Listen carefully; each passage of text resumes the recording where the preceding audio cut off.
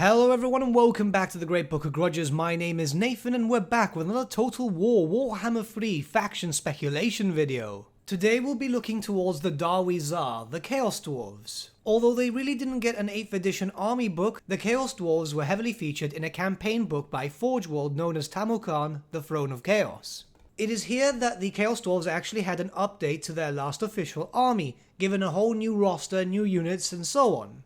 And I believe that if Chaos Dwarves do get implemented into Total War Warhammer 3, it's more than likely that the army will actually be inspired by the Tamokan book rather than the old official army book, considering that the army book I believe was 4th edition? I'm not 100% sure there, it's been a while, but it's more than likely that we'll look towards the more recent stuff. That being said, if people want me to do another video and actually look towards the old army book, I'm more than happy to do so. But without further ado, let's begin. The Chaos Dwarves, the Dwarfs, or even the Fire Dwarves. They have many names. They are the long-lost brethren of the Dwarfs, having travelled far east and lost contact with their brethren. A series of events which we covered before led them to forsake their former gods and find solace in the Chaos God Hashut. Since then, these dwarves lost all that was to them.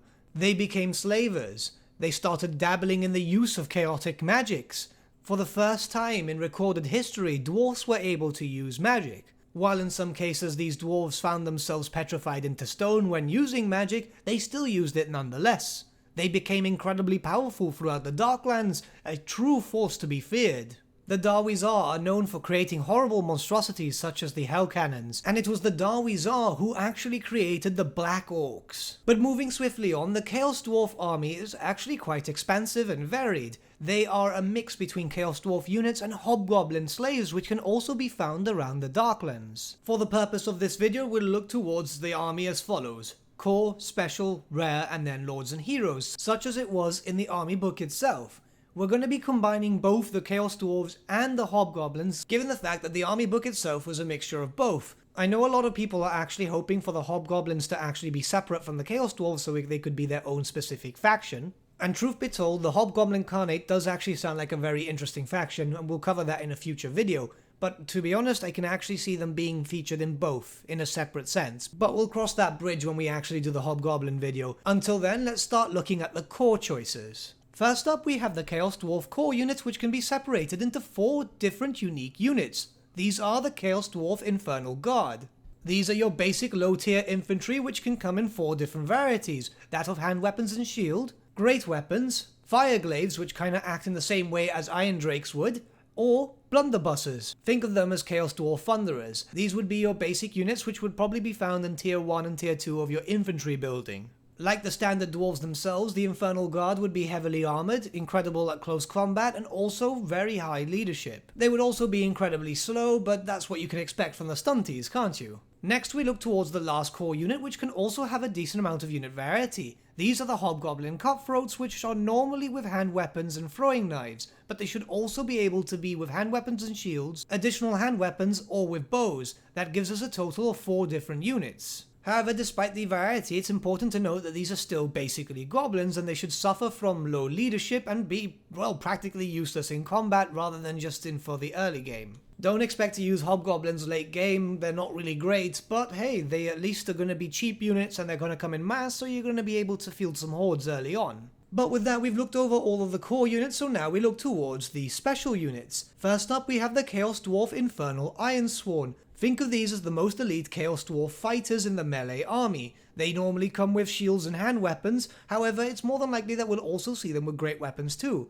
They'd effectively be the Hammerers and Longbeard equivalent to the normal dwarves. These should be late game units and should be incredibly tough in close combat. Next we look towards the Bull Centaur Renders. Think of Centaurs, but if Centaurs were part Chaos Dwarf and part Bull. Gigantic monstrous beasts which have the ability to use hand weapons with shields, hand weapons by themselves, additional hand weapons, great weapons, or spears. These are your line breaker units which are incredibly fast for a Chaos Dwarf army and also being able to shatter lines without a problem. You can use these as flankers or just direct on into your enemy lines. The best way to be describing them is by mixing the Minotaurs and the Centaurs from the Beastmen as to one unit.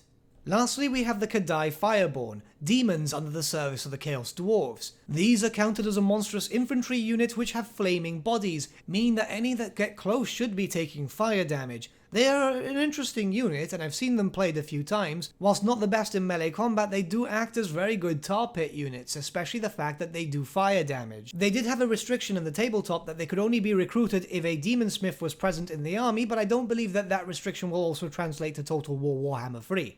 Now we are going to look towards the main aspect of the Chaos Dwarf roster, which is their artillery.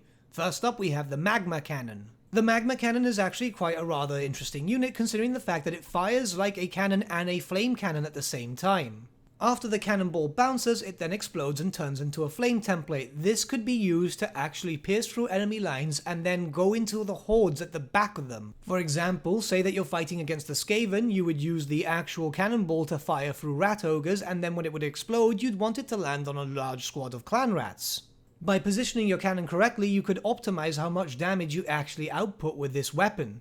Next we have the Death Shrieker rocket launcher, which indeed does sound as cool as it looks. This is actually a multi-purpose artillery unit which could actually either be used to target large squads and do a lot of damage to them, or pick out singular heroes and just try and snipe them off.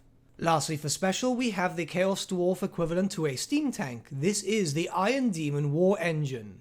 The unit itself is considered a chariot. It is decently fast, incredibly tough, has a large array of weaponry, is very heavily armoured, and it is unbreakable. Use it exactly the same way as you would do an Empire steam tank. It is exactly the same thing for all intents and purposes, and it is absolutely amazing. This unit has a special rule known as Carriage Hauler. This is a rather interesting mechanic that I don't think was implemented anywhere else in Warhammer Fantasy Battle. Essentially, it could actually act like a train and move around artillery pieces. Honestly, I'm not sure something like this would actually be implemented into Total War Warhammer, but it's very likely that we could actually see this in effect maybe in the case of a Regiment of Renown instead of an actual recruitable unit. In a very similar way to how the war wagons for the Empire can also have mortars and Hellblaster volley guns in place instead of normal crew. But with that, we've looked over all the special units, and now we look towards rare. First up, we have Hobgoblin Wolf Riders, which should normally come with hand weapons and light armor, but should also have variants with spears and or bows. Once again, these are pretty much just Goblin Wolf Riders. There's not a lot of difference here. Goblins and Hobgoblins are pretty much the same thing. They're just a subspecies. However, these would work quite well considering the fact that the Chaos Dwarves are actually quite slow at moving. Having something quite mobile is actually going to do a lot for the Chaos Dwarves. Instead of just being able to stand still, they could be able to move, flank down enemies, and also be war machine hunters. Lastly, we had the Dreadquake Motor, but I don't think we're actually going to get this as a standard recruitable unit. This is an artillery piece which is actually known to destroy mountains, and it does seem quite overpowered. If anything, I actually see this being recruited in a very similar way to how Queen Bess is recruited for the Vampire Coast. So in that sense, you would only have one Dreadquake motor active throughout your playthrough. When it gets destroyed, you can build another one, but it just makes more sense rather than having something that is known to destroy mountains in 50 million different armies. Just imagine having a full 20 stack of these things. They have incredible range and they're known to fire to the other side of the map, so it's pretty much a carbon copy of Queen Bess. I'd rather if they had it as just a one limit system, it works out better and it stops a lot of people from cheesing. However, there could also be an unlock system where you can just unlock more of them as you complete missions and so on, very similar to how the Lizardmen actually recruit the big lizards. Next we have the Kadai Destroyer, which could be considered as a greater demon variant of the Kadai Fireborn, very much acting the same way, having flaming bodies, being incredibly decent in close combat, cause terror, and so on. You'd see them as greater demons, very similar to how you'd see Bloodthirsters, Keep of Secrets, and so on, but they wouldn't be that good. At the end of the day, Hashut himself is just a minor Chaos God, so his greater demon shouldn't be that powerful. Lastly, we have the Chaos Siege Giant, which we've spoken about in depth in the Tamukhan video, so we won't go too much into it. It's pretty much just a heavily armoured version of a giant, which to be honest fits very well with the Chaos Dwarves considering the fact that they're slavers. They should be able to have these monstrous beasts lugging around their stuff. But with that, we've looked towards all the units in the core, rare, and special categories, and now we'll check out the lords and heroes before looking over the named characters and the lore of Hashut. First up, we have the Hobgoblin Khan, which is a generic hero choice. This could act as an agent, but also be a semi-decently close combat fighter. Don't expect something too great, but hey, it's a goblin at the end of the day. He'd also have the mount option to be able to ride on a giant wolf, so he'd be able to join with the fast cavalry attacks. Now we look towards the Bull Centaur Taurok, which acts like a Bull Centaur render. However, this would be a hero unit, so you'd only have one per squad. Use the unit the same way as you would the Doom Bull, to be honest. That's pretty much how they work. They're incredibly heavily armoured, they're fast, they're tough, and they're great melee units. Now we move on to the Infernal Castellan, which is your generic hero choice for the Chaos Dwarves. They are pretty much just your standard captains. They are the generic battle standard bearer unit, which should be able to boost up leadership. Decent in melee combat and also incredibly tough, as all Chaos Dwarves are, given their natural resistance to damage.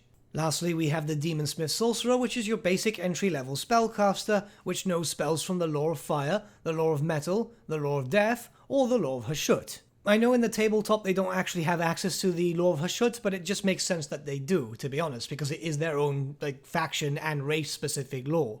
There's only one lord choice here in this book, which is the Sorcerer Prophet. This is actually the ultimate combination between a melee fighter and a spellcaster. They have access to the Lore of Fire, Metal, Death, and Lore of Hashut, but as I said before, they're also very competent melee fighters, having a decent strength, very high weapon skill, very high toughness, and a decent amount of attacks. They would also have a few mount options in terms of Great Taurus, Bale Taurus, or the Lamassu, and while it does seem that it's very restricted given there's only one lord choice, they are actually quite powerful. Think about it this way, you'd have 4 lord choices with one, given the fact that they have 4 different laws of magic, but they're also melee based, so we would probably see them with distinctions between a hand weapon and shield, and maybe a great weapon. It really depends here on how they want to work around it. In terms of legendary lords, there's actually only one legendary lord actually featured in this book. This is Drasholf the Ashen, the Prophet of Hashut. Once again, like the Sorcerer Prophets, he is a very decent melee combat hero who is also very adept at using magic, specifically the Lore of Hashut. He has a unique mount, a Bale Taurus known as Cinder Breath, and with that, it's pretty much just it. You could pretty much just see this as another Sorcerer Prophet, and in terms of tabletop, it was actually better to get a generic Sorcerer Prophet and build him up to your specifications than use a legendary character, because they were always very overcosted. It's more than likely that we'll see more legendary lords, and it's more than likely that we will do a part 2 to this video where we'll look at the old edition army book, because really there's only one named character in this book. And it is more than likely that the old army book will also have some other units that could be implemented instead of maybe the hobgoblins if they decide to go with the hobgoblin Khanate as its own faction. But with that, we looked over all the units, and now we'll look towards the Lore of Hashut, which is based around fire and ash. There are a decent number of spells here, the first one being the Breath of Hatred, which is a remain in place spell, which is actually an augment spell. It actually gives hatred to all the units within 12 inches. However, what I see it here is it will probably make them a little bit stronger in melee combat, or give them a leadership buff, to make them last longer at least. As far as I'm aware, and I could be wrong here, there's no hatred mechanic in Total War Warhammer, so they have to finicky around a little bit. Next we have Burning Wrath, which is your generic magic missile spell. Nothing too great about this, it's your generic spell, but it does have flaming attacks, so it could be quite useful versus, say for example, Treemen. The third spell is Dark Subjugation, which is pretty much just your anti-leadership bubble spell. It's something that could be quite good here, where you could just reduce the leadership on very high leadership units, such as when you're fighting normal dwarves. For the fourth spell, we have the Curse of Hashut, which is a generic direct damage spell. Next, we have the Ash Storm, which is another hex spell, which reduces the chance to hit for enemy units in close combat and in range. This is actually quite good because you could use it for pretty much anything. You're stuck in a blob against great weapons, you might as well use that. You're dealing with a lot of thunderers firing at you, you can use that too.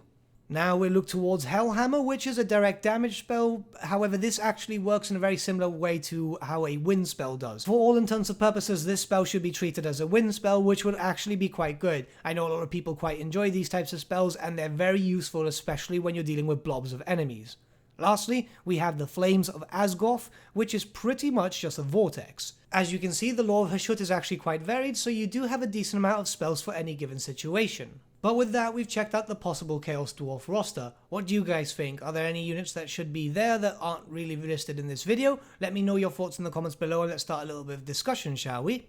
But with that, my friends, we come to the end of our video. Thank you so much for watching. If you did enjoy the video, might I suggest giving the video a like, or even subscribing to the channel, as it really does help us out. In the description link below, we have various links to various social media platforms such as Facebook, Instagram, Discord, and so on, where you can get in contact with the Great Book team. Also in the description link below, we have an affiliate link with Element Games, where you can buy loads of hobby-based products, not just Warhammer, for 10 to 25% off. Making a purchase using that link and also using our special code, which is also in the description, supports the channel at no extra cost to you, which we think is rather cool. A big thank you to our patrons. Your support means the world to us. Honestly, it blows our mind that people want to support a small channel and see it grow and get to a level of quality which is good enough.